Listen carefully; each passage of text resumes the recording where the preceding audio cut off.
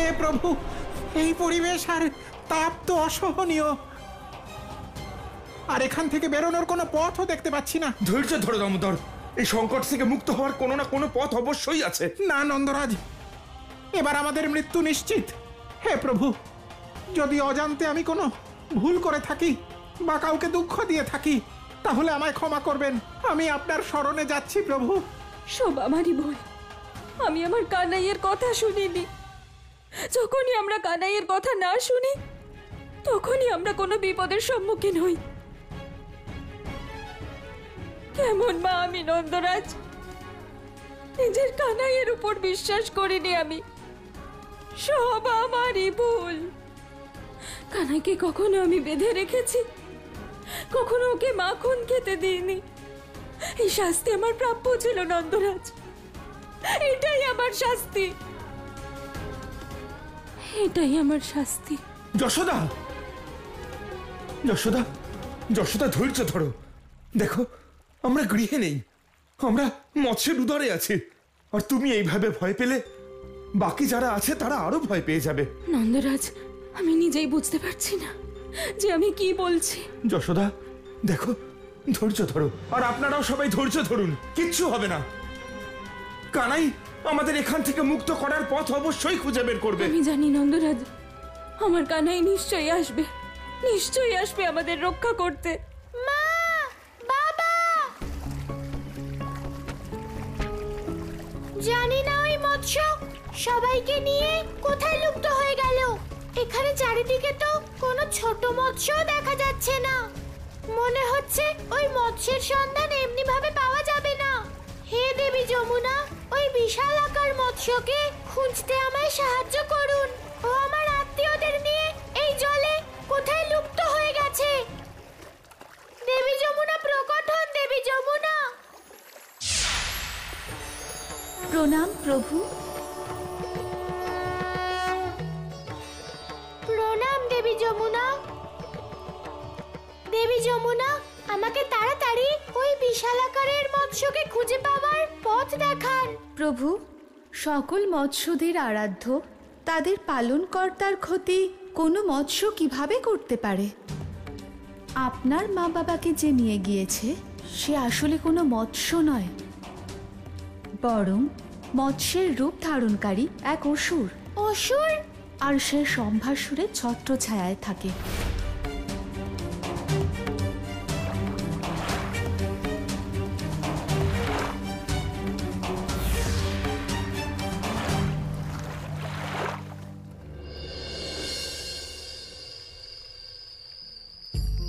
অশুদ্ধ এই ব্রাহ্মণ, কারণ এর বাবা মা নিজেরাই অশুদ্ধ, আর অশুদ্ধ বালক কখনো ব্রাহ্মণ হতে পারে না। তুমি কি তোমার মা বাবার শেষ ইচ্ছে পূর্ণ করবে না পুত্র? অবশ্যই করব মা, তোমাদের জন্য সবকিছু করব। তাহলে কথা দাও, তুমি এই সংসারে সবচেয়ে শ্রেষ্ঠ ব্রাহ্মণ হয়ে দেখাবে।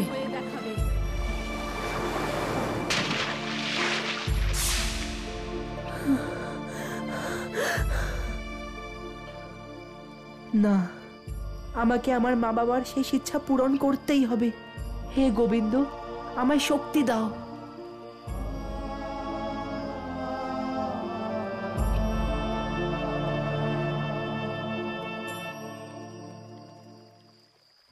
ভাই, ভাই ওঠ, ভাই, ভাই ওঠ। বোন, বোন ওঠ। ভাই, ভাই ওঠ। কি হয়েছে দাদা? বোন, আমাদের এখান থেকে যেতে হবে।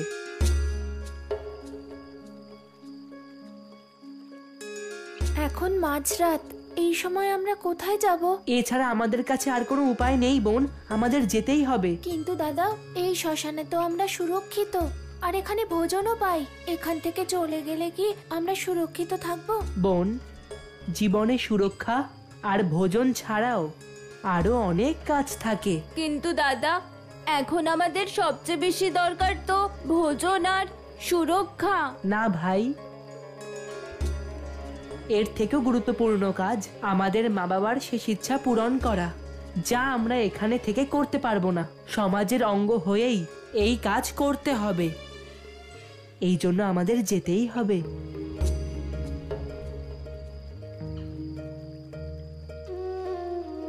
চলে যাচ্ছ গোবিন্দ ভক্ত?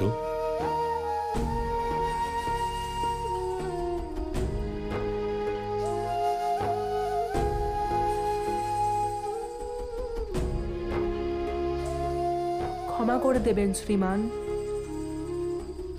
অনাথ হওয়ার পরে প্রথমবার আমরা আপনার আশ্রয়ে সুরক্ষিত বোধ করছিলাম।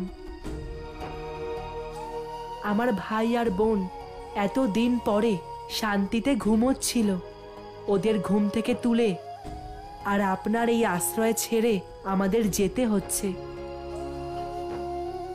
জানি না এখান থেকে বেরোনোর পর কোন দুঃখের পাহাড় আমাদের মাথায় ভেঙে পড়বে,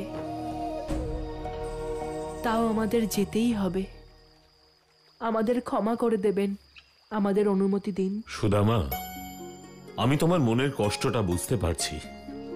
তোমাদের এখান থেকে যাওয়ার প্রথম উদ্দেশ্যটা হলো তোমার মা বাবার অন্তিম ইচ্ছাকে পূর্ণ করা, আর দ্বিতীয় উদ্দেশ্য গোবিন্দকে পাওয়া। আর এটাই তোমার জীবনের অন্তিম লক্ষ্য। সেজন্য আমি তোমাকে আটকাবো না। আমার আশীর্বাদ রইল, ঈশ্বর তোমাকে সফলতা দিন। প্রণাম শ্রীমান। চল ভাই, চল বোন।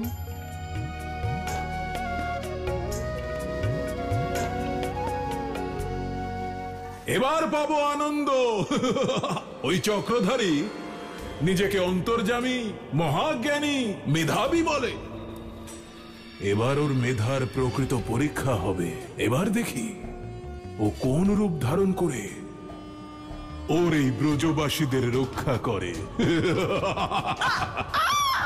ভগবান, এইবার তো ওই চক্রধারীও ভগবান কংসের চক্র বুহে ফেসে গেল। আরে ভগবান কংসের জয় হো। ওম কংসায় নমঃ। আশীর্বাদ।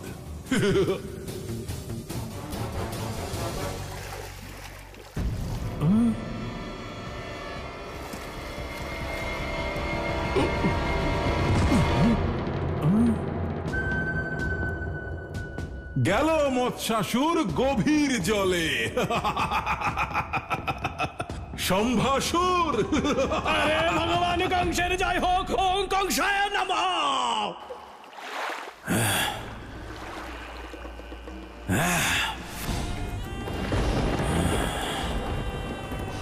আমি হলাম সবচেয়ে শক্তিশালী অসুর, সম্ভাসুর।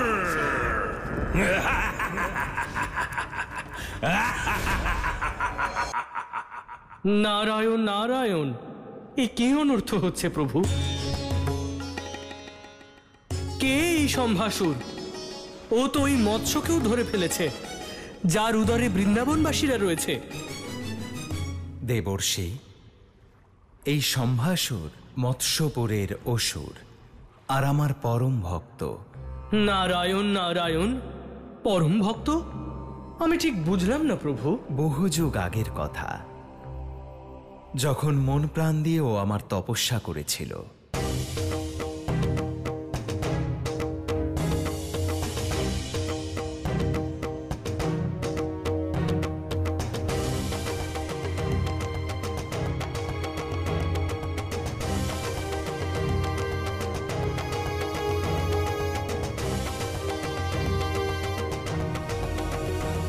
আর এইভাবে সহস্র বর্ষ ধরে নৃত্য করতে করতে সম্ভাসুর আমার সহস্র নাম জপ করেছিল। নারায়ণ নারায়ণ, কিন্তু প্রভু, এই সংসারে যত অসুর রয়েছে তারা সবাই দেবাদিদেব মহাদেব ভোলানাথ আর প্রজাপতি ব্রহ্মার তপস্যা করে। কিন্তু এই অসুর আপনাকে কেন বেছে নিল প্রভু? ও আপনার তপস্যা কেন করলো? দেবর্ষি, এটাই তো সম্ভাসুরের বিশেষত্ব। ও অসুরদের দ্বারা স্থাপিত চিরাচরিত রীতি ভেঙে আমার তপস্যা করেছিল, আর শেষ পর্যন্ত প্রত্যেক ভক্তের মতো ওর ডাকেও আমায় সাড়া দিতে হয়েছিল। সম্ভাসুর,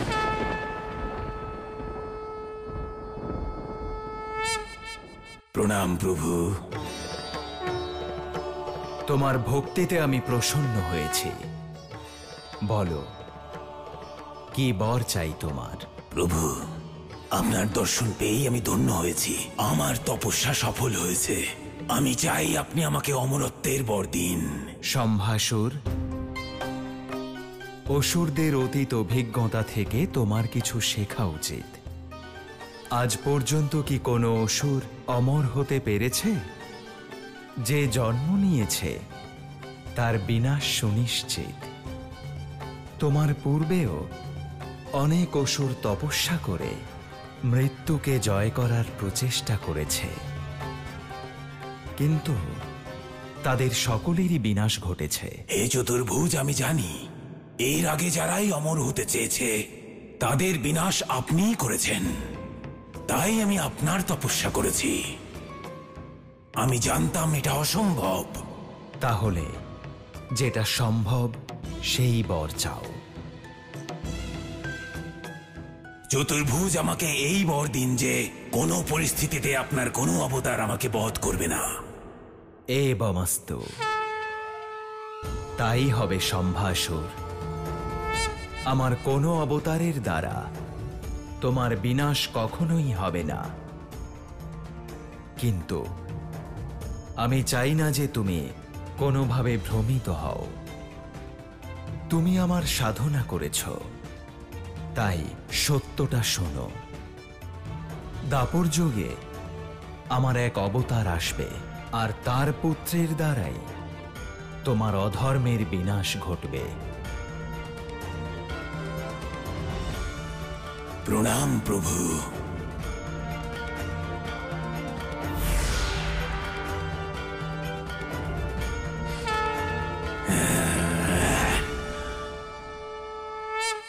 চতুর্ভুজ, এখনো আপনার দেওয়া বরের প্রতিটা শব্দ আমার মনে আছে।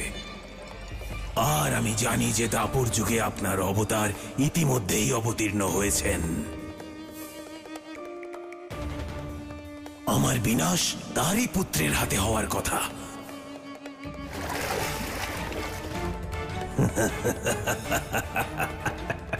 কিন্তু যদি সে বাঁচে তবেই তো তার সন্তান হবে, তাই না?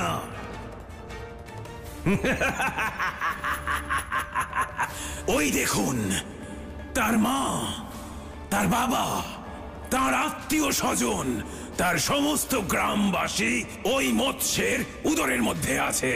ওই দেখুন।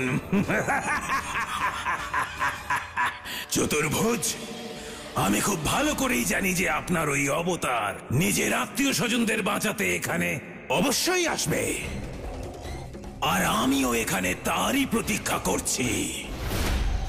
দেখা যাক সে তার মৃত্যুর কাছে কখন আসে। আর আনন্দ তো তখন পাবো যখন আমি ওকে মারবো আর ও আমাকে ছুঁতেও পারবে না। কারণ এই বরই তো আপনি আমাকে দিয়েছেন।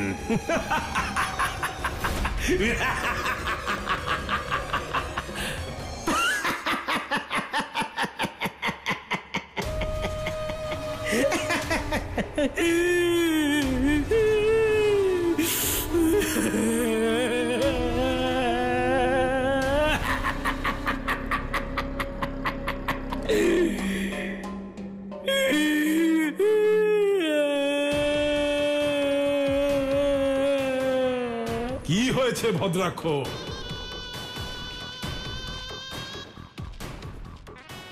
ভগবান,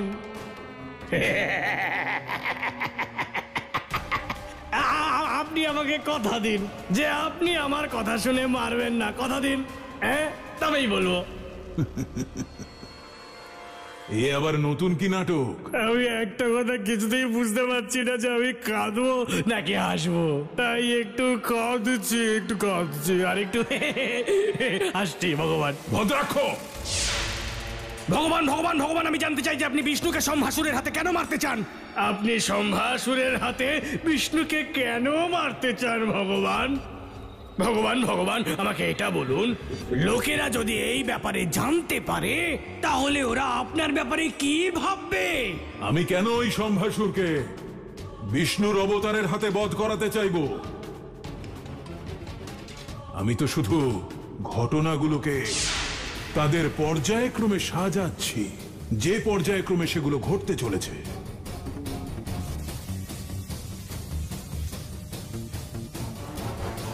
সবাই জানে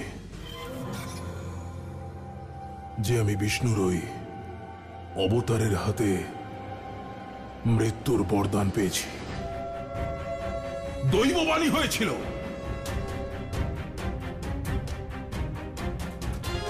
আর ঠিক তার বিপরীতে সম্ভাসুর বিষ্ণুর এই অবতারের হাতে মৃত্যু লাভ না করার বরদান লাভ করেছে।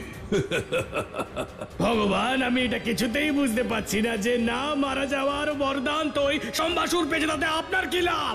সম্ভাসুর নিজের জীবন বাঁচানোর জন্য ওই বিষ্ণুর অবতারকে ছাড়বে না, আর ওই বিষ্ণুর অবতার প্রতিশ্রুতিবদ্ধ হওয়ার কারণে সম্ভাসুরকে মারবে না। আরে কে মারবে আর কে মরবে আমি তো কিছুই বুঝতে পারছি না ভগবান, কিচ্ছু না।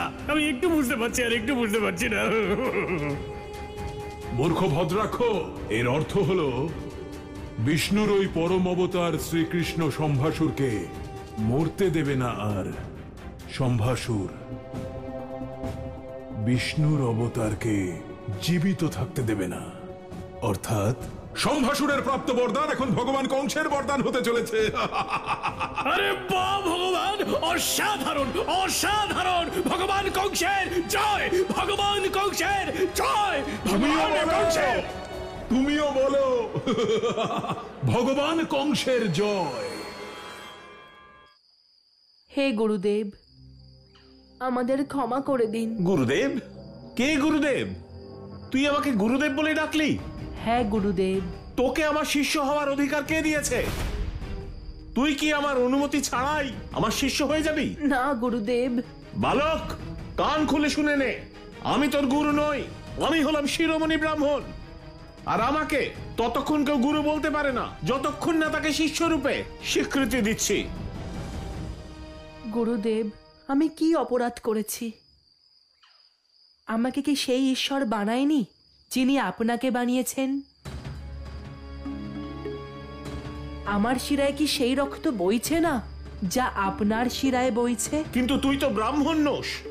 আমার বাবা ব্রাহ্মণ ছিলেন, কিন্তু মা নন। আমি এই কাশী ধামে এই প্রয়োজনেই এসেছিলাম যে আমি আমার ব্রাহ্মণ হওয়ার প্রমাণ আপনার কাছ থেকে পেতে পারি। সম্ভাসুর, কোথায় তুমি? সম্ভাসুর! সম্ভাসুর, কোথায় তুমি?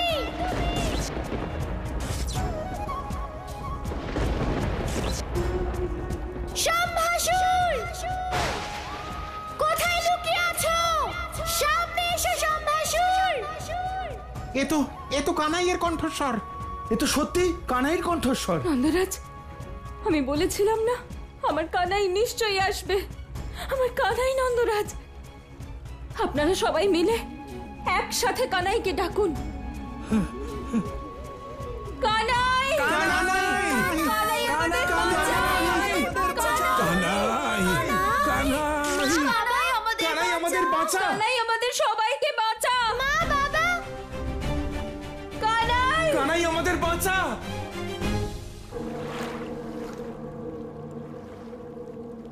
বারবার মা বাবার ডাক এই ছোট্ট মৎস্যের থেকে কি করে আসছে? কিন্তু এটা কি করে সম্ভব হতে পারে? গোটা বৃন্দাবন এই ছোট্ট মৎস্যের উদরে কি করে থাকতে পারে?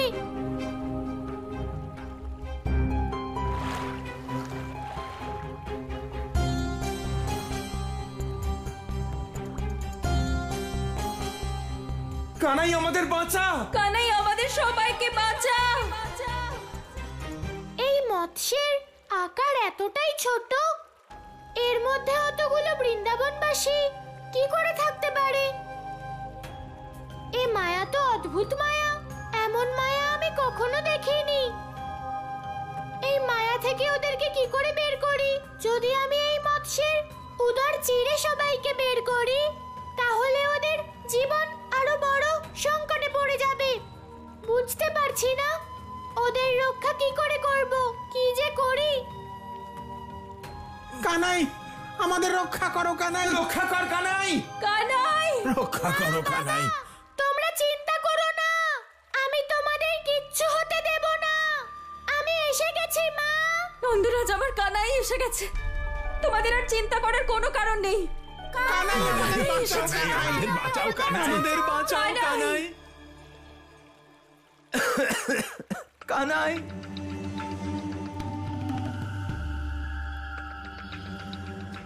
আরে একি, মনে হচ্ছে এই মৎস্য জল ছাড়া ছটফট করছে। আমার ওকে জলে ছেড়ে দেওয়া উচিত। যদি এই মৎস্য মারা যায় তাহলে সবার জীবন সংকটে পড়ে যাবে, কেউ বাঁচবে না।